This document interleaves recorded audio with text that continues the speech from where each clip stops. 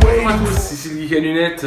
J'espère que vous allez bien. Bonne année 2018. On se retrouve aujourd'hui pour un petit bilan cinéma de cette année 2017 qui vient de se terminer. On va parler des tops, on va parler de flops, pour mes attentes pour cette année, qu'est-ce qui va sortir, qu'est-ce que j'attends. Et donc on va commencer tout de suite avec un petit top 10. Donc je vous rappelle que c'est un top personnel, c'est un avis subjectif.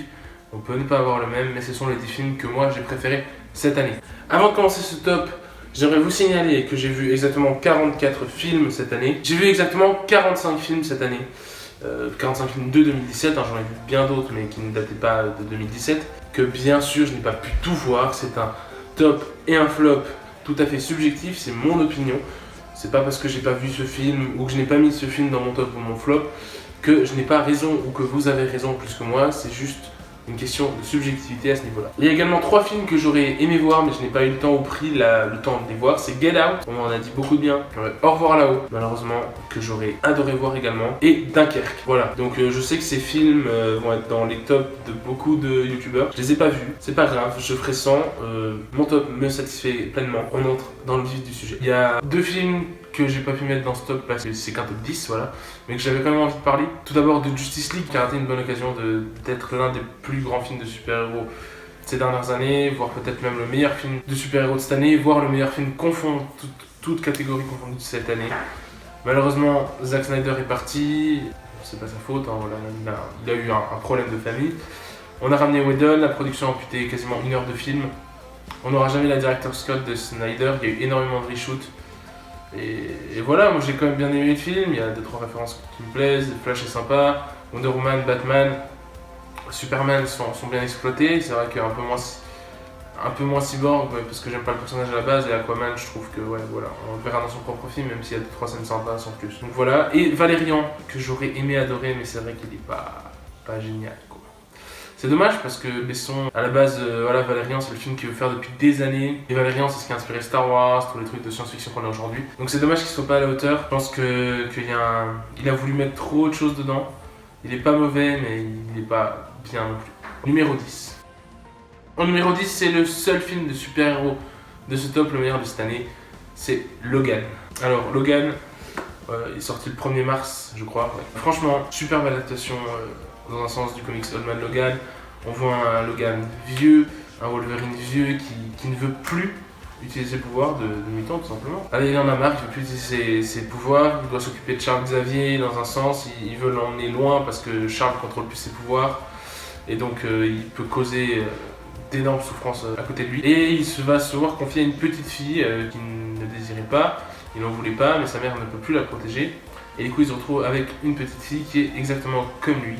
Elle a des griffes, elle a une bestialité, elle se régénère. C'est X-23, on a fait des expériences sur elle aussi. Et au fur et à mesure du film, il va se découvrir une âme de gardien. En gros, il va la protéger au début il veut pas, et au fur et à mesure du film, il va s'attacher à elle, etc. jusqu'à ce qu'ils arrivent. Paradise, c'est ça que ça s'appelle, je crois. L'endroit où ils sont, le sanctuaire, où ils sont en sécurité. Superbe fin pour Hugh Jackman au cinéma, dans le rôle de Wolverine, vraiment. J'ai rien à redire au niveau de la réalisation. Il n'y a pas de grands moments. Si, il y en a un. Si, il y a un grand moment, c'est quand la scène où Charles il pète un plomb à Las Vegas, dans le casino. Alors là, c'est vraiment la scène du film, je trouve, pour ma part. Sinon, les chorégraphies de baston sont super bien réalisées. Là, on voit vraiment la bestialité de le Wolverine. Il fallait vraiment un R-rated pour rendre hommage à Wolverine. Au cinéma, on voit du sang, ça tranche des têtes. On a vraiment la bestialité de X-23 et de Wolverine. Hein. Donc voilà, rien d'autre à ajouter sur ce film. Ça mérite la 10e place. Tout de suite, numéro 9. Split. Split est pour moi un excellent film qui a une fin assez intrigante. Vraiment, on s'attend pas à ça du tout sur la dernière demi-heure de film. À la toute fin, on apprend en plus un truc exceptionnel. J'attends Split 2 avec tellement d'impatience. Je crois que le nom a été révélé, mais pour pas spoiler les gens qui ne l'auraient pas encore vu, je vous en dis pas plus. Voilà, Split avec James McAvoy, donc le pitch, c'est une personne qui a 24 personnalités, il en a 23 et la 24e va bientôt se déclencher. Et il va révéler peut-être ce qu'ils appellent dans le film la bête. Et il kidnappe 3 jeunes filles qui vont essayer de survivre et de s'échapper. Voilà, enfin c'est ça le pitch de base. C'est excellent, James McAvoy joue tellement bien. Vraiment, j'ai jamais vu ça. Je pense que c'est sa meilleure performance à l'heure d'aujourd'hui. En Xavier, il me convainc, moi, mais c'est pas sa meilleure prestation. Vraiment, Split, je trouve que là, il a élevé d'un niveau. Vraiment. Shyamalan, on le retrouve enfin. Moi, j'avais beaucoup aimé Incassable, bien évidemment. J'avais beaucoup aimé aussi La fille de l'eau. Le dernier maître de l'air aussi, j'avais vraiment bien aimé. Phénomène, c'était pas ma tasse de thé, mais c'est vrai que c'était assez intriguant. J'ai pas trop aimé. After Earth, j'ai jamais vu. Je l'ai jamais vu et je compte pas le regarder d'après ce qu'on m'en dit. Mais voilà, Shyamalan nous resserre un film exceptionnel, vraiment. Je trouve que il y a des idées de mise en scène, il nous cache la bête pendant toute la fin de partie du film. On a vraiment le twist de fin, entre guillemets, c'est quand même amené au fur et à mesure, mais qui est assez intéressant, vraiment, c'est génial. Il y a quelque chose dans ce film, l'idée des personnalités qui arrivent au fur et à mesure, l'idée de la psy, l'idée de fin de film qui est en train de créer, il est en train de créer un Shyamalan Universe, c'est juste dingue. Donc voilà pour Split, si vous n'avez pas vu, allez-y, c'est une pépite. Numéro 8. On va parler d'un film réalisé par Kenneth Branagh, c'est Le Crime de l'Orient Express. Alors il est passé, mais à la trappe ce film, mais bon, je tourne cette vidéo fin décembre, j'ai pas encore tous les scores, mais il s'est fait éclipser par Star Wars, mais d'une puissance. Il n'y a eu aucune critique pendant toute la première semaine de diffusion parce que tout le monde allait voir Star Wars au cinéma. Il est sorti le 13 décembre comme Star Wars. Donc il n'y a rien eu sur ce film. Et quel dommage! Moi j'aimerais vraiment qu'il marche parce que déjà il y a un casting dingue. On a Kenneth Branagh, acteur-réalisateur, qui joue Hercule Poirot. C'est celui qui joue Gilderoy Lockhart, pour ceux qui ne savent pas. On a Daisy Ridley, on a Johnny Depp, on a Penelope Cruz dans un rôle assez... ils ont tous des rôles en fait assez, pas très très présents, à part Johnny Depp et Kenneth Branagh. Donc j'ai dit Daisy Ridley, il y a Judi Dench, il y a Michelle Pfeiffer, Josh Gad, il y a William Dafoe dans un petit rôle aussi. Un casting de rêve, je vous dis. Et franchement, moi qui connaissais pas, j'ai ni lu le bouquin de Agatha Christie, ni vu une autre adaptation du Crime de l'Orient Express. La fin m'a bouleversé, franchement. Et j'ai pas eu la chair de poule, j'ai pas eu les poils, mais ça m'a quand même touché, ça m'a ému, vraiment. Il y a une réalisation qui est magnifique, toute une scène, pour le moment, on voit pas le corps en fait au début. On voit vraiment pas le corps en fait, et ils mettent la caméra perpendiculaire au train, donc en fait on filme le train comme ça, de vidéo, donc le train il est là, la caméra elle filme comme ça. Et donc on l'a vu sur Hercule Poirot et le groom de cabine, et la cabine est là, et en fait la caméra ne vient jamais comme ça pour montrer le corps en fait. On reste comme ça dans le couloir du train, et voilà, pendant les 15-20 minutes, on parle du crime sans qu'on ait encore vu le corps. Il y a aussi un magnifique plan séquence au début, qui est exceptionnel vraiment. Il y a une scène à Jérusalem au niveau du mur des lamentations, on a la caméra comme ça qui arrive, passe devant le mur, qui descend, qui s'engouffre dans les rues de Jérusalem. Alors je pense que c'est de la CGI ou un fond vert, parce que ça m'étonnerait qu'ils aient le droit d'emmener un drone juste au-dessus de Jérusalem, ou alors sur une en studio. Mais en tout cas, j'ai pas vu les effets. La moustache de Kenneth Branagh, elle est juste... C'est délicieux, c'est kitsch. On arrive à suivre l'enquête assez facilement, il n'y a pas de souci à ce niveau-là. La réalisation est vraiment belle, il y a ces lumières le soir avec la neige, l'Orient Express qui est coincé. C'est exceptionnel, et il y a un plan... il y a un plan de nuit, je me rappelle, avec les orages, on voit le train est filmé comme une force de la nature, et en fait on voit un énorme éclair qui déclenche une avalanche qui va bloquer le train. On a vraiment peur, et le train est filmé comme vraiment quelque chose qui ne peut pas s'arrêter, une force de la nature, et qui est bloqué justement par cette nature. Et voilà, je trouve qu'il y a un symbolisme dans cette séquence qui est assez poussé et assez subtil, mais vraiment très intéressant. Et ouais, je vous dis, Kenneth Branagh, il nous réalise des plans séquences, pareil, quand il entre dans le train pendant la première fois, on le voit entrer dans le train, on ne le suit plus, et on a en fait la caméra, je pense du coup sur une Steadicam ou une grue, qui parcourt le train comme ça de l'extérieur, en montrant que les vitres, et on voit passer tous les personnages, toutes les personnes qui seront dans le train au fur et à mesure. Vraiment exceptionnel. Ce plan séquence, c'est vraiment magnifique aussi, c'est dingue. Enfin voilà pour le film de l'Orient Express. Je m'attendais pas du tout à être surpris à ce point-là, et le voilà 8ème dans mon top de cette année. Numéro 7. C'est le premier film et le seul film français de cette liste. On va parler du Brio, avec Camilla Jordana et Daniel Auteuil. C'est réalisé par Yvan Attal, et ça fait du bien de voir des films comme ça dans le paysage francophone. Vous allez voir que dans le flop, il y a beaucoup plus de films français que dans le top. C'est malheureux, hein, mais on a rarement des films aussi bien, je trouve. C'est aussi Seul, qui est pas dans mon top, mais que j'avais beaucoup aimé, qui était sorti en février. Voilà, pas grand chose à développer, la réalisation est assez classique, il y a cette espèce de training montage mais pour le concours d'éloquence du coup. Il y a des thèmes assez intéressants et le thème de fond du film c'est le racisme dans un sens, l'acceptation de l'autre côté, accepter qui on est, pas s'obliger soi-même à se mettre dans une sorte de classe en se disant je pourrais jamais m'en sortir et tout. Et aussi ça montre qu'il faut aussi accepter l'autre comme il est, essayer d'aider le plus de monde possible, de les aider à monter au plus haut niveau. Voilà, c'est ça je pense que les messages du film qui est vraiment important dans ce film, c'est remettre la langue française au cœur du sujet pour qu'on puisse mieux s'exprimer avec une élocution et une éloquence plus importante. Voilà.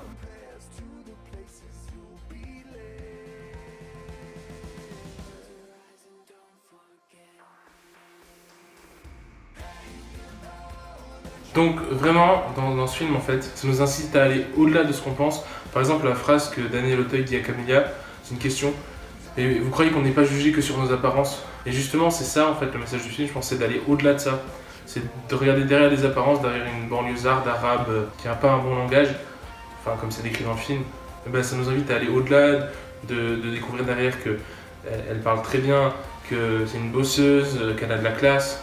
Et pareil, derrière Daniel Auteuil, qui est un prof snobinard raciste, et on voit au-delà de ça qu'il est traumatisé par des choses qui se sont passées dans son enfance, il est très émotif, enfin, ouais, il y a plein de choses comme ça qu'il a envie d'apprendre. Et donc le message du film, c'est vraiment ça, je pense, c'est d'aller au-delà de ce qu'on voit. Donc voilà, pour Le Brio, ça fait du bien de voir un film français comme ça. Numéro 6. Donc en numéro 6, on va parler de Mary. Donc c'est un film avec Chris Evans et McKenna Grace. C'est réalisé par Mark Webb, c'est celui qui avait fait les 2 derniers Spider-Man, les Amazing Spider-Man, qui avait aussi fait 500 jours ensemble. C'est un réalisateur que j'aime beaucoup, surtout 500 jours ensemble. C'est une comédie romantique vraiment c'est une de mes préférées parce que je la trouve vraiment... Elle casse les codes, elle casse les clichés, ça c'est cool, ça détourne tout plein de choses comme les beaux discours de fin, des choses comme ça. Quand j'ai vu Chris Evans et jouer dans ce film et que c'était Mark Webb qui réalisait, j'ai vu le pitch, c'est une petite fille qui est en fait surdouée. Elle est hyper bonne en maths et elle est avec son oncle Chris Evans qui joue, mais je n'imaginais pas que Chris Evans pouvait jouer ce genre de personnage, vraiment. Et là, il joue un oncle attentionné, ému, qui a des problèmes, qui a vraiment qui a des émotions à fleur de peau, qui fait tout pour protéger sa petite nièce. Et il est dans une dramaturgie qui est vraiment, ça m'étonne de lui, mais c'est pour ça que ça m'a aussi bouleversé, je trouve. Et je l'ai vu en VO sous-titré, celui-là. Je l'ai pas vu au cinéma, par contre, je l'ai vu sur mon ordi. Et ça m'a pas gâché, pourtant l'expérience, vraiment, c'est peut-être même limite ça qui fait que je l'ai encore plus apprécié. Donc oui, la petite est super douée, super intelligente, douée en maths, et du coup, son oncle veut pas l'envoyer à l'école, quand elle a 6-7 ans, je crois, à peu près. Il va quand même l'envoyer à l'école, et il va s'en suivre, on va remarquer qu'elle est surdouée et tout, mais il veut pas la perdre. Du coup, sa grand-mère, donc la mère de Chris Evans, qui ne veut plus rien entendre parler d'eux, va venir s'intéresser à la petite. On va apprendre que, ça on le sait dans les 30-40 premières minutes, même tout au début je crois, que la mère de la petite Mary était surdouée en maths elle aussi, et qu'elle cherchait à démontrer un théorème. Il y a un petit twist à la fin qui est vraiment... qui nous touche vraiment, et je trouve que Chris Evans il arrive à transmettre des émotions. Il m'a fait couler ma petite larme quasiment. Ouais, vraiment, très bien découverte ce film, j'en avais pas entendu parler du tout. Et il se retrouve 6ème dans mon top. Voilà. Au niveau de la réalisation de Mark Webb, c'est assez classique, mais il arrive toujours à faire passer des choses par la musique, par les longs plans sur, par exemple, Chris Evans qui conduit, les moments de séparation avec une musique, une multitude de plans qui montrent la réaction des personnages. Voilà pour Mary. On arrive dans le top 5. Et là, c'est vraiment les films qui m'ont le plus touché cette année, dans un sens, dans l'autre, émotion, action, qui m'ont plein la vue. Et on l'attendait beaucoup, on en a parlé beaucoup, on a parlé des bandes annonces qui spoilaient beaucoup, mais parlons tout de suite de Kingsman 2 en 5ème position, Kingsman, le Cercle d'Or. Et bah, ouais, encore meilleur que le 1. Taron Egerton et Colin Firth sont toujours au top, Channing Tatum est hilarant. On a une Julianne Moore en méchante qui fait vraiment le taf. Moi je préférais quand même Samuel Jackson. Je trouvais plus méchant à James Bond, c'était cool. On a Jeff Bridges aussi. Et on a Elton John qui a un second rôle, limite un troisième rôle, mais c'est pas un caméo, c'est vraiment un rôle qu'il a. C'est génial, ça c'est génial. On a Mark Strong dans le rôle de Merlin qui fait un excellent travail. Que dire, les scènes d'action sont dantesques, la dernière surtout, excellent. Il y a Pedro Pascal aussi, vous savez, celui qui joue dans Narcos. Enfin, j'ai rien à dire. Il y a un petit twist à la fin, on s'attend pas à ça, c'est cool, c'est génial. Les scènes d'action, c'est dingue. L'espèce de cousin américain, c'est une super idée. Ça vient du comics, je crois. Le fait que ce soit pas une autre histoire d'amour, qu'on reste avec la princesse du 1, j'ai trouvé ça trop drôle. Je m'attendais pas du tout à ça. Exy est vraiment un Kingsman cette fois. Voilà, j'attends de voir ce que ça va donner pour la suite, mais pour le 3. Mais alors celui-là, il était dingue, ouais. Moi j'ai rien à dire d'autre, enfin, la chanson Technium à la fin, c'était super drôle à la fois, c'était incongru de la mettre là, insolite, et à la fois ça fonctionne tellement bien, et Elton John il m'a fait pouffer de rire tout le film. Ça lance des thèmes aussi intéressants je trouve, dans un sens on donne un peu raison à la méchante, mais un peu, hein. Ils boivent beaucoup d'alcool dans ce film. Je pense que c'est aussi pour ça qu'on l'a bien aimé. Allez, numéro 4. Et bien, à chaque fois, ils nous ont, je crois que je me rappelle pas d'un seul Pixar que j'ai pas aimé. On va parler cette année de Coco, et ça fait du bien, parce que c'est vrai que le voyage d'Arlo et Dory, c'était pas non plus les plus ouf, ça m'avait beaucoup plu, pas au point de les mettre dans un top, mais alors là, Coco, ça m'a rappelé des souvenirs, c'est une comédie musicale dans un sens, on va dire, hein, à peu près. Mais alors, ça te plonge dans un monde, c'est à la fois triste, joyeux, plein de lumière, mais c'est le monde des morts, ça parle de musique, ça parle des mythes mexicains, ça aussi la fête des morts, la muerta, c'est ça, muerte. Ça m'a toujours intrigué, c'est vrai qu'on a beaucoup qu'on voit un peu à quoi ça ressemble, mais qu'on n'est jamais allé plus loin de qu'est-ce que c'est exactement. Donc là, on en apprend plus sur le film, ça traite aussi de l'Alzheimer, ça traite de la famille, voilà, il y a plein de thèmes sous-jacents. Les enfants qui vont aller voir ce film, ils vont être émerveillés par toute la couleur qu'il y a autour d'eux. Et en même temps, il y a des thèmes sous-jacents comme la mort, quoi. Enfin, c'est la mort, c'est triste. Et il y a cette double lecture pour un adulte, voilà. Les musiques sont vraiment cool. Je vous invite à les écouter et en anglais, et en français, et en espagnol. Pixar, ils font du bon boulot. Il y a ça devient limite un film, quoi. Enfin, ça devient limite un live action, quoi. Tellement il y a un niveau de détail, c'est dingue. On en parlait dans Vaiana, par exemple pour Vaiana, moi je trouve que Disney Pixar, c'est pas un Disney Pixar, mais je trouve que Disney et Pixar, ils vont vers un niveau de détail. Dans Vaiana, les cheveux ils sont d'une fluidité. Là c'est pareil, la capuche de Miguel, la capuche de Miguel, on a l'impression que c'est un vrai suite avec un vrai bonhomme qui la porte par-dessus. Les squelettes, ils ont une animation, c'est oh là là, c'est dingue. Et les révélations qu'on nous fait au fur et à mesure du film, c'est cette idée de mort après la mort, ça aussi c'est dingue, le fait que j'arrive pas à comprendre. Dans le monde des morts, t'as fait des mauvaises actions dans ta vie, tu te retrouves quand même au sommet dans le monde des morts. Alors que ceux qui ont été justes et droits, ils se retrouvent quand même miséreux dans les bidonvilles, sans argent.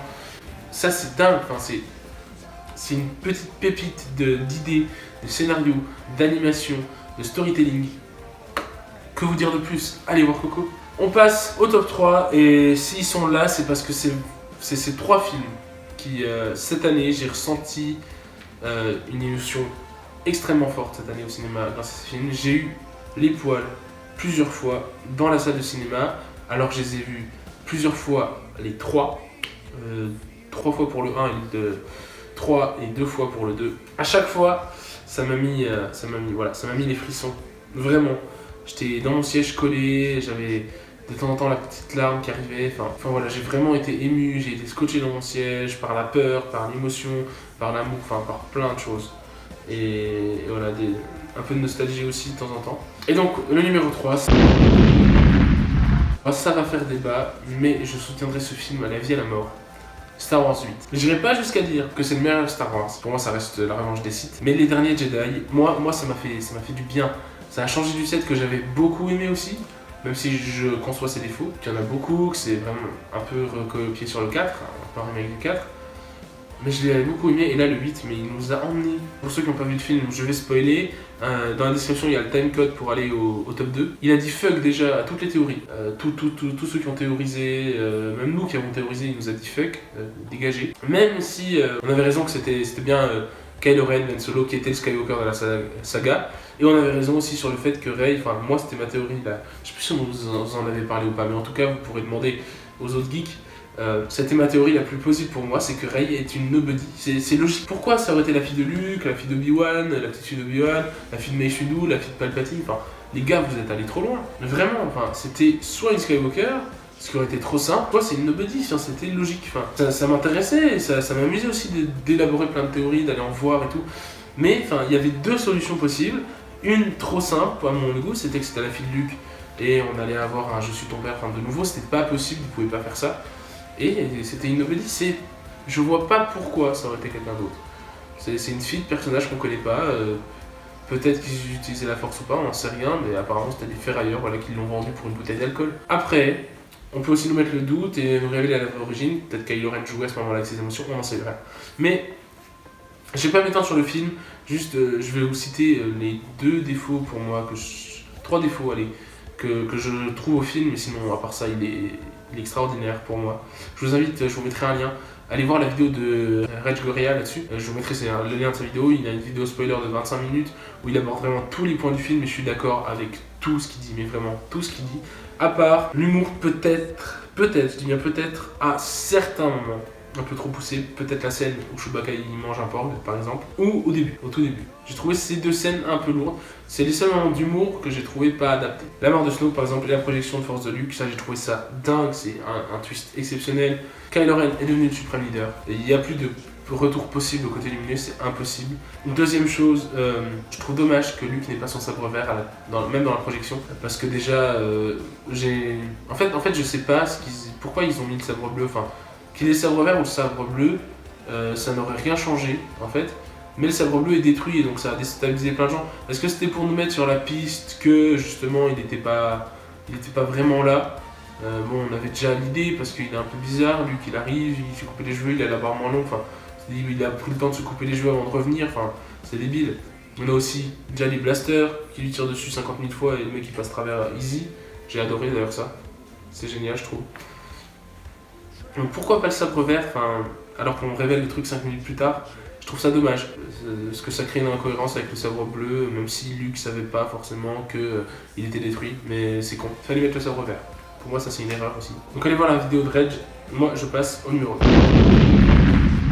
Au numéro 2, un film d'Edgar Wright que j'attendais, Baby Driver. Alors ce film, ah là là, cette playlist, et c'est justement basé là-dessus, et c'est ça, le montage musical que Edgar Wright nous a mis là-dessus, c'est dingue, je trouve ça génial. Donc on a Ansel Elgort qui joue Baby, on a Jamie Foxx, on a Lily James qui joue la petite copine de Baby, on a Joan, et il y en a Kevin Spacey aussi qui est le doc. Et franchement, je trouve l'histoire trop cool, le montage avec la musique excellent, il y a de ces scènes dedans, oh là là, je pense à la toute première scène du film avec John Bertal. Enfin, je sais pas quoi vous dire, j'ai eu des frissons, je peux pas vous expliquer en fait pourquoi, mais ce film, c'est toute cette relation montage-musique qui est là, extra-diégétique, intra-diégétique, le fait que l'histoire aussi, le fait qu'on en apprenne un peu plus sur Baby au fur et à mesure, je trouve ça dingue. Je suis désolé, j'arrive pas trop à exprimer pourquoi, mais il faut juste savoir que voilà, j'ai adoré. Et Edgar Wright, ça fait du bien parce que, ouais, c'est vraiment ça la force du film, c'est le scénar dans un sens. Déjà, les scènes d'action qui sont aussi oufissimes, et ce montage en place avec la musique, les acteurs sont tous excellents. Alors Jamie Foxx, j'ai adoré.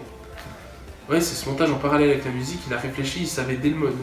Quand il tourne ce plan, il sait exactement quelle musique il va mettre, et le plan séquence, quand il va chercher le café qui revient, alors celui-là, ça m'a marqué. Premier, deuxième visionnage, j'ai adoré ce plan séquence avec la musique, je sais plus c'est laquelle, mais alors, voilà, ça c'est... Pour moi c'est le moment de bravoure du film, y a personne par là, juste la musique dans les oreilles du gars, on sait qu'elle est dans ses oreilles, parce qu'on entend du bruit autour et tout. C'est dingue, on le voit faire ses petites chorés et tout.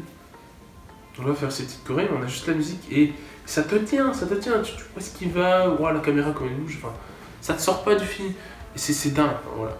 Voilà pour Baby Driver. On passe maintenant au numéro 1. Et je vais vous parler, je pense que vous en êtes douté, de La La Land. Pour tout le monde c'est un film de 2016, en France pour nous c'est un film de 2017, c'est pour ça qu'il est là. Je pense que j'ai rien à dire, il a gagné 6 Oscars, 12 Golden Globes. La réalisation de Damien Chazelle qui a fait Whiplash et La La Land. Juste sur son triptyque, La La Land c'est le premier, Whiplash c'est le deuxième.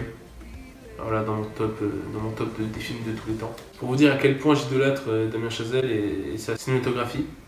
Son prochain film, c'est sur un biopic sur Neil Armstrong, celui qui allait sur la Lune. Donc ça m'inspire pas des masses, on verra ce que ça donne, c'est Damien Chazelle, donc ça peut être très surprenant. Mais voilà, Ryan Gosling et Emma Stone jouent à la perfection cette scène de fin, oh là là, c'est une minute de fin, ça a brisé le cœur.